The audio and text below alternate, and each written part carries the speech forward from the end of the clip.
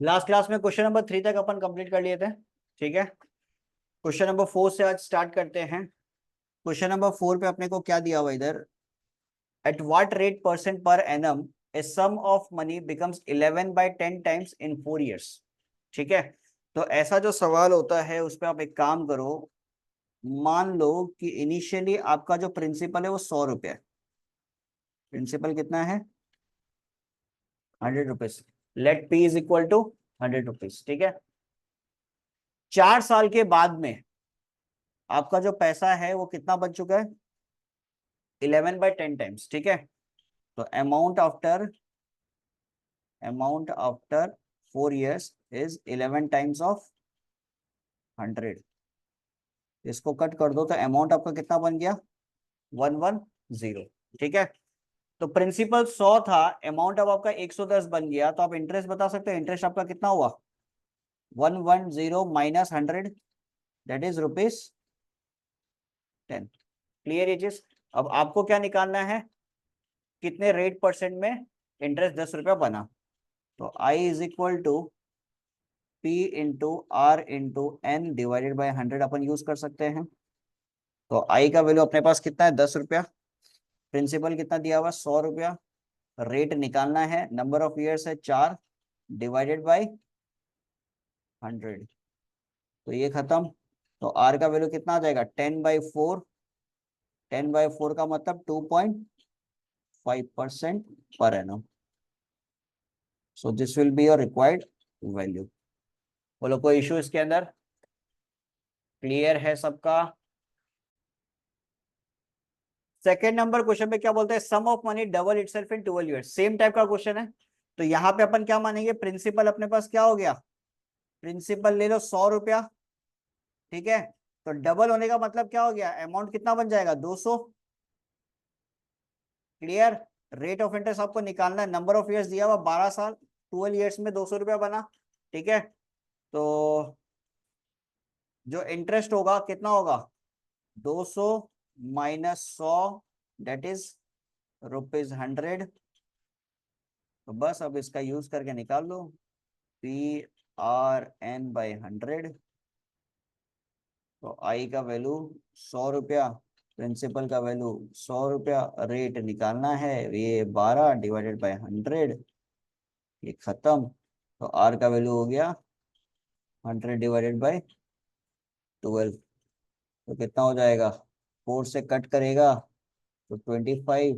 25/3। 25/3 answer है क्या? हाँ, 81/3 दिया हुआ तो 25/3% पर एनम। डन, इजी एकदम। बोलो कोई इशू यहाँ तक किसी को? सही है।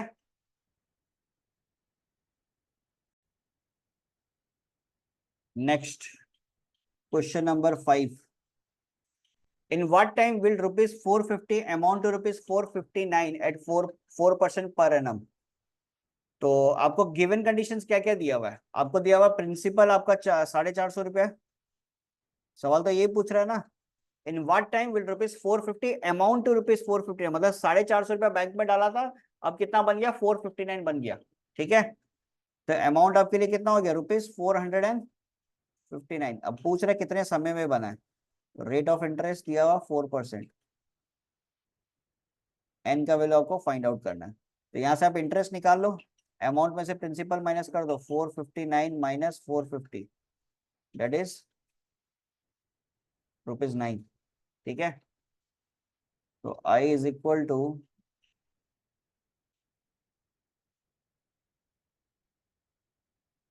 तो आई की जगह आप लिख दो 9 रुपया, पी की जगह लिख दो 450, और आर की जगह लिख दो 4 × n डिवाइडेड बाय 100। तो 9 how many times?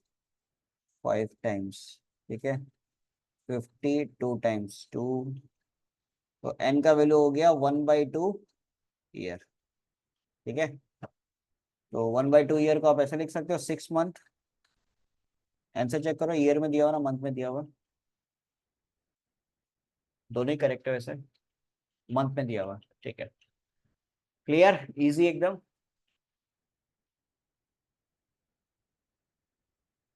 Question number 5 तक नोट डाउन करो।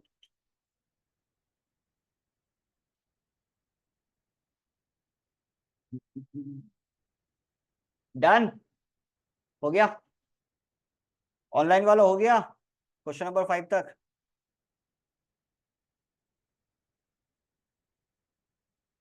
हाँ सर हो गया।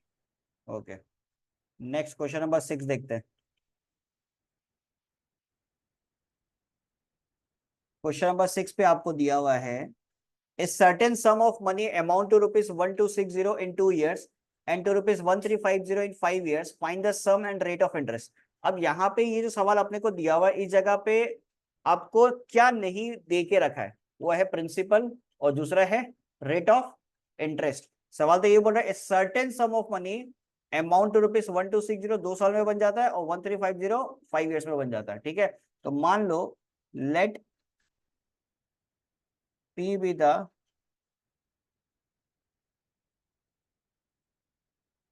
प्रिंसिपल, ठीक है, एंड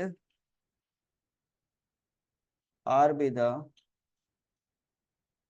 rate of इंटरेस्ट। ठीक है, तो पहला केस आपको दिया हुआ है 1260 इन 2 years। ठीक है, तो इंटरेस्ट इज इक्वल टू, आप क्या करते हो, अमाउंट, या आप ऐसे लिख लो, amount is equal to principal plus interest. Amount की जगह लिख दो 1260, प्रिंसिपल की जगह P, आई की जगह P इंटू R इंटू 2/100। बोलो चलेगा, कोई इश्यू इसके अंदर? ठीक है, इसको थोड़ा सा सॉल्व कर लेते हैं। 1260 equal to 50p 50p plus PR/50। Clear? एक बार जैसा है वैसा रहने दो, ठीक है, अकॉर्डिंग टू द सिचुएशन अपन आगे सॉल्व करेंगे। दूसरा case, amount is equal to principal plus interest. दोनों केस में प्रिंसिपल तो हमारा सेम ही रहेगा। ठीक है, अब दूसरा केस के अंदर अमाउंट कितना दिया हुआ 1350 और नंबर ऑफ ईयर्स दिया हुआ 5। 1350 equal to P plus P into 5 into R/100। ठीक है, तो यहाँ पे इसको कट कर दो 20 टाइम्स, तो 1350 equal to 20p plus PR/20। सही है, यहाँ तक लिख लो। अब बस सब्सटीट्यूशन का खेल करना है। ठीक है, सब्सटीट्यूशन करते हैं, देखते हैं। एक तो 1350 इंटू 20 कर दो लेफ्ट हैंड साइड पे। 135 इंटू 20 कितना होता है 270, तो 2 जीरो लगा दो। 20p plus PR। अब चाहो तो एक काम करो, P कॉमन ले लो, 20 प्लस R इक्वल टू 27,000। थोड़ा कैलकुलेशन होगा, तो P is equal to 27,000 divided by 20 plus R। Clear? अब इसको आप पुट कर दो इक्वेशन 1 पे। यहां तक लिख लिया? यहां तक पहले नोट डाउन कर लो, यहां तक हो गया। इसको आपको पुट करना है इक्वेशन 1 पे। ठीक है, इक्वेशन 1 पे अपन पुट करते हैं। इक्वेशन 1 को पहले लिख लेते हैं इस प्रकार कुछ, 1260 is equal to P common ले लो, ठीक है, 50 प्लस R डिवाइडेड बाई 50, ऐसे लिख लो। एक काम करो, 50 को 1260 से मल्टीप्लाई कर ही दो। 1260 126 इंटू 5, 126 इंटू 5 होता है 630, 63,000। ठीक है, इक्वल टू P की जगह लिख दो 27,000 डिवाइडेड बाय 20 प्लस R। बोलो इसमें कोई दिक्कत नहीं है। अब इसको थोड़ा सा सॉल्व कर लो, ये 3 0 3 0 खत्म, 9 से पूरा डिविजिबल है, 9 से 3 टाइम्स और 9 से 7 टाइम्स, ठीक है। तो 7 × 20 + r = 3 × 50 + r, तो कितना हो जाएगा 140 + 7r 150 + 3r। तो 7r - 3r हो गया 4r, 150 - 140 हो गया 10। तो r का वैल्यू हो गया 10/4, डेट इज 5/2%।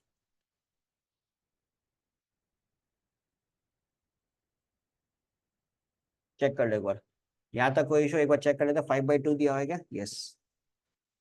अभी तक कहानी हुआ नहीं, अभी तक आपको एक और चीज निकालना है। क्या निकालना है?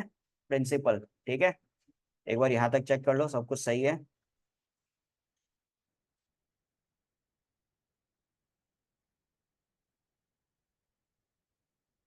क्लियर? यहाँ तक नोट डाउन कर लो पहले। सब लोगों ने नोट डाउन किया? हो जाए तो बता देना।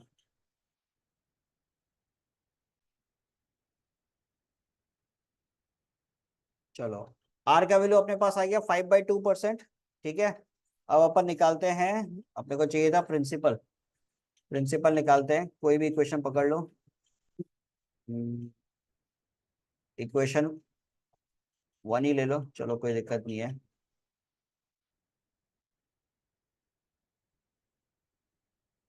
अरे, इक्वेशन 1, ठीक है। 1 2, क्या क्या दिया हुआ है, 1260 = 50p + PR, P × R। R की जगह क्या लिखोगे? 5/2%, मतलब 5/200 डिवाइडेड बाई क्या होगा 50। ये क्यों हुआ समझ में आया ना? 5/200 किस लिए हुआ समझ में आया? कोई इश्यू इसके अंदर? तो कितना हो जाएगा, 1260 को 50 से मल्टीप्लाई करो, 1260 × 50, 1260 × 50, 63,000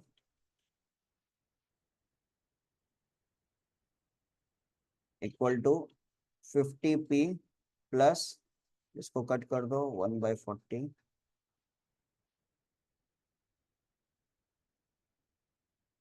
तो 63,000 = 5×4 = 20,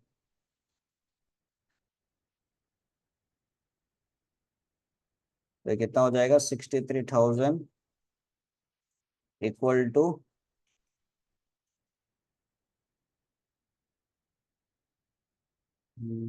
कुछ गलत हो रहा है क्या? 2001, 2001,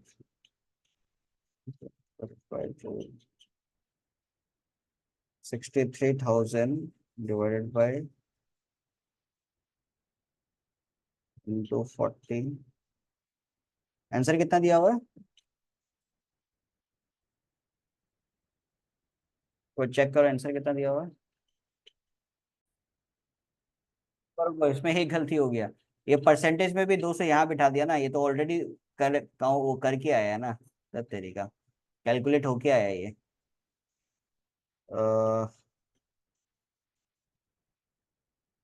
इक्वेशन 1 ही पुट किया था ना अपन, चलो एक बार इसमें पुट कर लेता, कोई आंसर सब जगह सेम ही आएगा।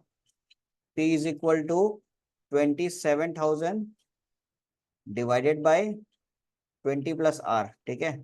R का तो एज इट इज यही वैल्यू होगा ना, R ही पुट कर रहे हैं हम लोग। 27,000 डिवाइडेड बाई 20 प्लस R की जगह 5/2, मतलब 5/2 मतलब 2.25, तो 27,000 डिवाइडेड बाई 22.25, ठीक है। अब हो गया 27,000 divided by 22.25। Sir R 2.5 twenty होगा टू ना, पॉइंट 2.5। फाइव नहीं नहीं, 22.25 नहीं, 2.5। 2.5, 2.5। 1200, ठीक है। सॉरी, वो एक छोटा सा यहाँ पे एक गलती है, 5/2 एज इट इज पुट होगा। हाँ, डन। ये था क्वेश्चन नंबर 6 नंबर। ठीक है, चलो नोट डाउन कर लिया सब लोग? नोट डाउन हो गया? क्वेश्चन नंबर 7 पे आपको क्या दिया हुआ है? The difference in simple interest on ₹1450 at 5% per annum and on ₹1250 at the same rate for the same time is ₹135। ठीक है, सब कुछ आपका सेम है, रेट ऑफ इंटरेस्ट सेम है, टाइम आपका सेम है। ठीक है, और डिफरेंस आपको कितना दिया हुआ है? ₹135 आपका डिफरेंस दिया हुआ है। ठीक है, आपको निकालना समय। तो आप ये कर सकते हो, let the time be n years। ठीक है, फिर difference is equal to simple interest 1 minus simple interest. ठीक है, दो चीज का डिफरेंस दिया हुआ है ना, तो डिफरेंस आपको दिया हुआ है कितना? 135 इक्वल टू 1450 आपका पहला केस में प्रिंसिपल है। ठीक है, और 1450 जहां प्रिंसिपल है वहां पर रेट ऑफ इंटरेस्ट कितना है? 5%, और टाइम अपना सेम है, तो n divided by 100 minus 1250 into same rate मतलब 5 इंटू n डिवाइडेड बाई 100। बोलो कोई दिक्कत? क्लियर? तो इसको थोड़ा सा सॉल्व कर लो। 135 इक्वल टू 145 इंटू 5 कितना होता है? 145 into 5 725n divided by 10 minus 125 into 5 625n। Clear? Base same है, जैसा है वैसा रहने दो। ठीक है, तो 135 इक्वल टू 725 माइनस 625 कितना हो जाएगा? 100n। तो n का वैल्यू कितना हो गया? 13.5 ईयर्स। क्लियर? इजी। तो क्वेश्चन नंबर 7, क्वेश्चन नंबर 7 अगर हुआ तो क्वेश्चन नंबर 8 अभी आप लोग ट्राई करो, as it is same question है, अभी ट्राई करो एक बार, आंसर बताना फिर। क्वेश्चन नंबर 8 में सबका आंसर आ गया, ₹1800। चलो क्वेश्चन नंबर 9 देखते हैं। क्वेश्चन नंबर 9 पे क्या दिया हुआ है? If ₹1680 amount to ₹2352 in 7.5 years, in how many years will ₹1350 amount to ₹1782, the rate being same on both the cases। यहाँ पे सिनेरियो समझते हैं। ठीक है, पहला केस अपने को दिया हुआ है, फर्स्ट केस के अंदर क्या दिया हुआ है? आपके पास प्रिंसिपल है 1680। ठीक है, और आपको अमाउंट दिया हुआ है 2352, और एन दिया हुआ है 7 1/2 ईयर्स, मतलब 15/2 ईयर्स। क्लियर? तो पहला केस के अंदर जो चीज आपको निकालना है, ठीक है, वो क्या होगा? Rate of interest. ठीक है, इससे पहले अपन रेट ऑफ इंटरेस्ट निकाल लेते हैं। क्लियर? रेट ऑफ इंटरेस्ट निकालने से पहले काम करते हैं, इससे अपन एक और चीज निकाल लेते हैं, इंटरेस्ट भी निकाल ही लेते हैं। 2352 में से 1680 को माइनस कर दो, 2352 माइनस 1680, ये आपके पास आ जाएगा 672। ठीक है, तो interest is equal to PNR/100, 672 equal to 1680 into n का वैल्यू 15/2 इंटू रेट आपको चाहिए डिवाइडेड बाय 100, तो ये समाप्त हुआ। क्लियर। फिर उसके बाद में 168 डिवाइडेड बाय 2 आपके पास आ जाएगा 84। 672 का 84 से डिविजिबिलिटी है क्या? 4432, यस, 8 टाइम्स। क्लियर। तो आर का वैल्यू मेरे पास आ गया 15 बाई नहीं 8/15। एक मिनट चेक कर लेते हैं। 1680 15/2 R/100, एक जीरो गया, 284। ओ अच्छा सॉरी, इधर हम इसको भूल गया। 5 से ये भी तो कट रहा है, 5 से 2 टाइम्स, 5 से 3 टाइम्स। ठीक है, तो 16/3। आर का वैल्यू मेरा क्या आ गया? 16/3%, पहला केस के अंदर। अब दूसरा केस के अंदर बोल रहा है कि rate percent being the same, मतलब दूसरा केस के अंदर भी जो हमारे पास रेट ऑफ इंटरेस्ट होगा वो सेम रहेगा। तो सेकंड केस के अंदर मेरे पास सिनेरियो क्या रहेगा? प्रिंसिपल आपको क्या दिया हुआ सेकंड केस के अंदर? प्रिंसिपल आपको दिया हुआ 1350 और आपको दिया हुआ है अमाउंट 1782। प्रिंसिपल हो गया 1350, अमाउंट हो गया ₹1782। 1782। टाइम आपको निकालना है, रेट ऑफ इंटरेस्ट आपको दे दिया 16/3%। करते हैं। तो पहले तो 1782 में से 1350 माइनस कर दो, ये आ जाएगा मेरे पास 432 equal to principal 1350, rate of interest 16/3, समय आपके पास निकालना होगा आपको। क्लियर। सॉरी 300 लिख दिया, 100। ये खत्म। 432 डिवाइडेड बाय 16 होता है क्या डायरेक्टली? बिल्कुल होगा। 4 से डिविजिबल होगा 27, 27 टाइम्स। ठीक है,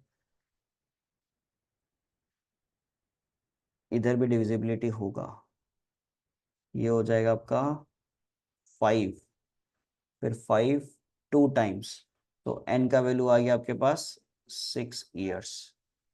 तो फाइनली हमारे पास आंसर कितना आया? 6 साल। एक बार चेक कर लेते हैं आंसर सही है। यस। कोई दिक्कत बोलो? ये क्वेश्चन के अंदर किसी को भी कोई प्रॉब्लम हुआ? अपने पास दो केसेस दिया हुआ था। ठीक है, पहला केस से अपन निकालिया rate of interest, rate of interest निकाल के दूसरा केस में वही रेट ऑफ इंटरेस्ट का यूज किया और उससे निकाल लिया समय। तो समय हमारे पास आया 6 साल। नोट डाउन कर लो अच्छे से। क्वेश्चन नंबर 10 पे अपने पास दिया हुआ है a man lent out ₹2500 at a certain rate of simple interest and ₹1500 at 1% higher. ठीक है, after 3 years he received ₹525 as interest in all. Find the rate percent. तो मान लो let the rate percent be R। ठीक है, आपको दो scenario दिया हुआ है, एक में R होगा तो दूसरा में R+1 होगा, बिकॉज दूसरा सिनेरियो में बोल रहा है कि एट 1% हाइयर। ठीक है, तो आप ऐसे लिख सकते हैं interest 1 plus interest 2 is equal to, total interest दिया हुआ कितना? 525। क्लियर। नंबर ऑफ ईयर्स आपका सेम है, तो पहला केस में प्रिंसिपल है आपका 2500, लिख लो। पहला केस में रेट ऑफ इंटरेस्ट आप मान लो R%, number of years same है 3 डिवाइडेड बाय 100। खत्म। दूसरा केस में प्रिंसिपल आपका कितना है? 1500, rate of interest R+1, because 1% ज्यादा है। ठीक है, number of years same divided by 100 equal to 525। खत्म। ये 20 को समाप्त करो, कितना आ जाएगा? 25 × 3 75 R। और दूसरा केस में क्या आएगा, सॉरी यहाँ पे प्लस,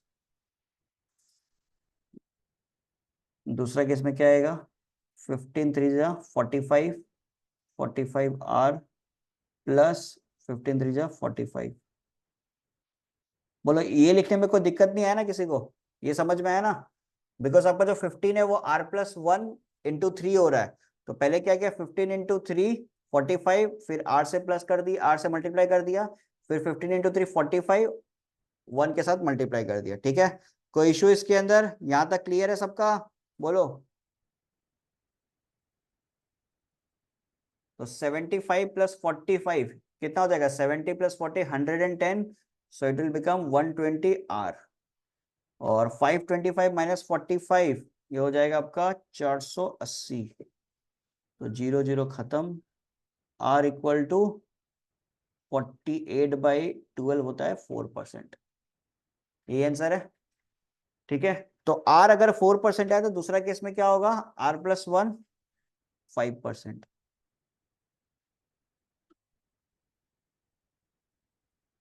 बोलो यहां तक क्लियर है, कोई इशू किसी को, क्वेश्चन नंबर 10 तक चेक कर लो एक बार। नेक्स्ट क्वेश्चन नंबर 11 देखते हैं। Divide ₹6,000 into 2 parts such that simple interest on the first part for 2 years at 6% per annum may be equal to the interest on the second part for 3 years at 8% per annum। क्या बोलना चाह रहा है, 6,000 रुपया है तुम्हारे पास, 6,000 रुपये को 2 पार्ट में उसने डिवाइड कर दिया। ठीक है, और एक पार्ट में उसको कितना साल के लिए दिया, 2 साल के लिए, दूसरा पार्ट में 3 साल के लिए। एक पार्ट में मिल रहा है 6% पर एनम, दूसरा पार्ट में मिल रहा है 8% पर एनम। बट सिचुएशन ऐसा क्रिएट किया है कि इंटरेस्ट जो मिलेगा वो सेम होगा। क्लियर है, तो यहां पे हम लोग क्या बोल सकते हैं, let principal on first part be ₹X। ठीक है, तो सेकेंड पार्ट में कितना हो जाएगा, 6,000 - X, 6,000 है ना, हाँ 6,000 - X। ठीक है, अब ये दोनों सिचुएशन से जो इंटरेस्ट उसको मिल रहा है वो दोनों क्या है, बराबर। ठीक है, तो हम लोग बोल सकते हैं interest 1 = interest 2, मतलब पहला पार्ट का इंटरेस्ट = दूसरा पार्ट का इंटरेस्ट। तो पहला पार्ट का इंटरेस्ट के लिए आपका प्रिंसिपल क्या होगा, x।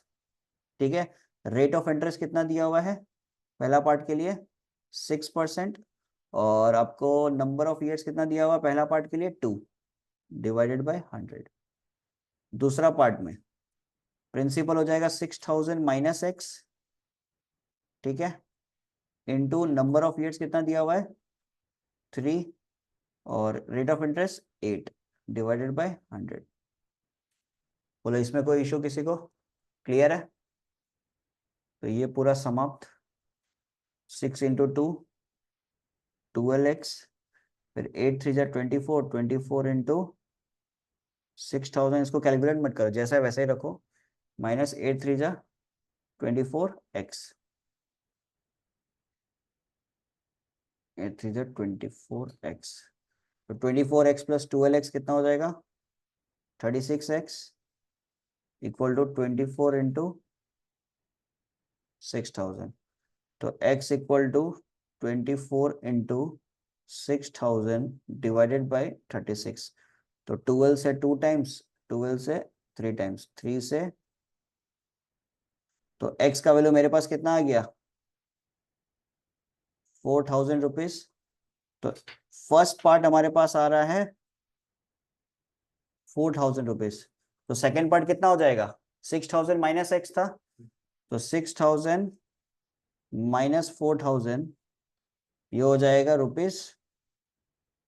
₹2,000। तो सेकेंड पार्ट हमारे पास कितना आ गया, 2,000 रुपया। क्लियर ये चीज, बोलो कोई इशू किसी को।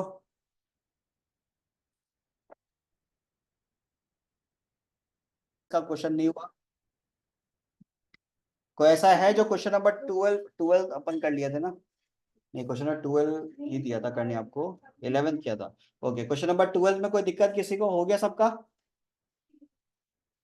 5% आ रहा है सबका?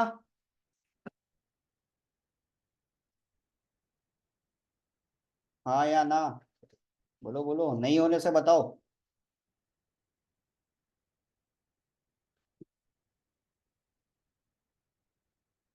आपको लास्ट क्लास में एक होमवर्क दिया था इसका, 3 एग्जांपल्स आपको करने के लिए दिया था। हुआ सबका वो 3 एग्जांपल में किसी को कोई इशू आया? वर्कआउट एग्जांपल का आपको फर्स्ट 3 एग्जांपल्स होमवर्क करने दिया था टाइप 1 का, किसी को कोई प्रॉब्लम नहीं आया? आज आपके लिए दूसरा होमवर्क ये है, एग्जाम्पल 3, 4, 5। ठीक है, 3, 4, 5, 6, 7 ये आपके लिए होमवर्क रहेगा। कोई भी एक्सरसाइज का क्वेश्चन हम आपको होमवर्क नहीं दे रहा। 3, 4, 5, 6, 7, ठीक है। 5 क्वेश्चन एग्जाम्पल का आपका होमवर्क रहेगा, बिकॉज साइमल्टेनियसली अपने को एग्जाम्पल्स को भी लेके चलना है। ठीक है, एग्जाम्पल्स आर तो वेरी इंपॉर्टेंट। तो आज हम लोगों ने कंप्लीट कर लिया टिल क्वेश्चन नंबर 11, 12 आप लोगों ने कर लिया। तो नेक्स्ट क्लास में 13 to 18 खत्म करके will start with compound interest. ठीक है। एंड वन मोर थिंग, आप लोग में से सबको लॉगरिथम का बेसिक्स आता है, लॉग टेबल देखना सबको आता है? अगर किसी को नहीं आता तो प्लीज मेरे को पहले ही बता देना, बिकॉज यहाँ कंपाउंड इंटरेस्ट में जितने भी क्वेश्चंस होंगे उसको करने के लिए आपको लॉग का जरूरत पड़ेगा। ठीक है, अगर किसी को नहीं आता तो मेरे को बता देना, 15 to 20 मिनट्स लगेगा मेरे को एक ग्लिम्स देने में। ठीक है। और बाई चांस अगर लॉग टेबल अगर आपको समझना है या बाई चांस आप भूल गया हो, तो मेरा ऑलरेडी लॉग टेबल का प्रॉपर एक वीडियो बनाया हुआ है। ठीक है, आप वहां से भी एक बार चेक कर सकते हो। ठीक है, चलो फिर, ओके, फिर बाय बाय।